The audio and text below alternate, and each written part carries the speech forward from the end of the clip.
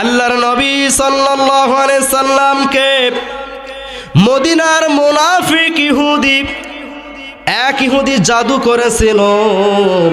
নবী সাল্লাল্লাহু আলাইহি সাল্লাম 6 মাস কিংবা তার বেশি অসুস্থ হয়ে পড়েছিলেন। এ মুসলমান ইমানদার আল্লাহর গোলাম, গভীর মনোযোগ দিয়ে শুনতে হবে। আল্লাহর নবী সাল্লাল্লাহু আলাইহি সাল্লাম 6 মাসের বেশি অসুস্থ হয়ে পড়েছিলেন। নবী সাল্লাল্লাহু আলাইহি সাল্লামের জাদুর প্রভাব শুনে এমন আল্লাহর নবী মনে করেছেন আমি আমার স্ত্রীদের নিকটে গিয়েছি, কিন্তু নবী স্ত্রীদের নিকটে যাননি। এটা ছিল জাদুর প্রভাব। নবী সাল্লাল্লাহু আলাইহি সাল্লাম একদিন ঘুমিয়ে আছে, স্বপ্নে হযরত জিবরাইল আলাইহিস সালাম হযরত মিকাইল আলাইহিস সালাম এসে নবীকে বললেন, আল্লাহ নবীকে জানিয়ে দিলেন স্বপ্নের মাধ্যমে কে জাদু করেছে। আল্লাহর নবী সাল্লাল্লাহু আলাইহি সাল্লাম বললেন, দুইটা ফেরেশতা আমার নিকটে আসলো। মাথার কাছে এক ফেরেশতা বসলো, পায়ের কাছে এক ফেরেশতা বসলো।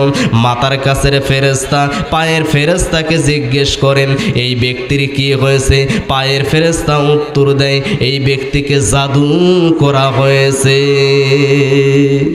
মাথার কাছে যেই ফেরেশতা বসে আছেন ওই ফেরেশতা বলে কে জাদু করেছে। পায়ের ফেরেশতা উত্তর দেয় লাবিদ বিন আসাম নামে একটা ব্যক্তি জাদু করেছে। কিসের উপর জাদু করেছে? আল্লাহর নবীর চুলের উপরে জাদু করেছে। নবী সাল্লাল্লাহু আলাইহি সাল্লামের নাম নিয়া সুতার উপর গিট্টু মেরেছে। সেই জাদুর বস্তুগুলো কোথায়? স্বপ্নের মাধ্যমে জানিয়ে দেওয়া হলো জারওয়ান কূপের ভিতরে পাথরের নিচে চাপা দিয়ে রাখছেন। বিশ্ব নবী সাল্লাল্লাহু আলাইহি সাল্লাম সকাল বেলা হযরত আলী রাদিয়াল্লাহু তাআলা আনহুকে পাঠিয়ে দিলেন, আলী রে যাও যাও যাও যাও ওই জারওয়ান কূপের ভিতর থেকে জাদুর বস্তুগুলো তুলে নিয়ে আসো। হযরত আলী রাদিয়াল্লাহু তাআলা আনহু জারওয়ান কূপের ভিতর থেকে জাদুর বস্তুগুলো তুলে নিয়ে আসলেন। মমের পুতুলের মধ্যে জাদু করা হয়েছিল। সুতার উপরে 11টা গিট্টু মেরে দেওয়া হয়েছিল। নবীর চুলের উপর জাদু করা হয়েছিল। বিশ্ব নবী সাল্লাল্লাহু আলাইহি সাল্লামের নিকটে যখন ওই সমস্ত জাদুর বস্তু আনলেন, আল্লাহর নবী সাল্লাল্লাহু আলাইহি সাল্লামের উপরে সূরা ফালাক সূরা নাস অবতীর্ণ হয়ে গেলেন। বলুন সুবহানাল্লাহ। নবী সাল্লাল্লাহু আলাইহি সাল্লাম সূরা ফালাক এবং সূরা নাস পড়লেন। আল্লাহর নবী সাল্লাল্লাহু আলাইহি সাল্লাম সুস্থ হয়ে গেলেন। বলুন সুবহানাল্লাহ। আমার ভাইরা রে, ওই সুতার উপর 11টা গিট্টু মারা হয়েছিল।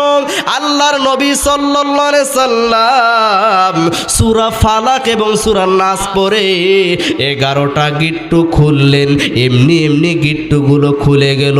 মমের পুতুলের মধ্যে সূচ দেওয়া হয়েছিল, সূচগুলো এমনি এমনি বাগের হয়ে গেল। নবী সাল্লাল্লাহু আলাইহি সাল্লাম সুস্থ হয়ে গেলেন। আজ আমাদের বাংলাদেশের কিছু হুজুর আছে লাল সুতা, কালো সুতা, সাদা সুতা নিয়া ছোট বাচ্চাদের গলায় 11টা গিট্টু মেরে দেয়। জোরে কোন কথা ঠিক না বেঠি? নবী সাল্লাল্লাহু আলাইহি সাল্লামকে জাদু করা হয়েছিল সুতার উপর 11টা গিট্টু মেরে। আর রাসূল সাল্লাল্লাহু আলাইহি সাল্লাম সূরা ফালাক এবং সূরা নাস পড়লেন। সূরা ফালাকের মধ্যে 5টি আয়াত, সূরা নাসের মধ্যে 6টি আয়াত।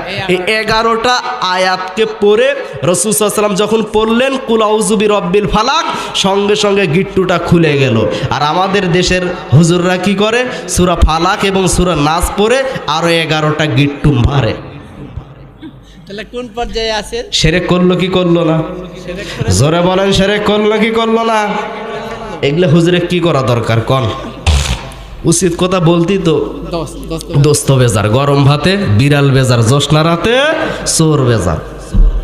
নবী সাল্লাল্লাহু আলাইহি সাল্লাম গিট্টু খুললেন সূরা ফালাক এবং সূরা নাস পড়ে। আর আমাদের দেশীয় হুজুররা কি করে? সূরা ফালাক এবং সূরা নাস পড়ে গিট্টু আরো মারে। শিরক হলো কি হলো না? জোরে বলেন, শিরক হলো কি হলো না?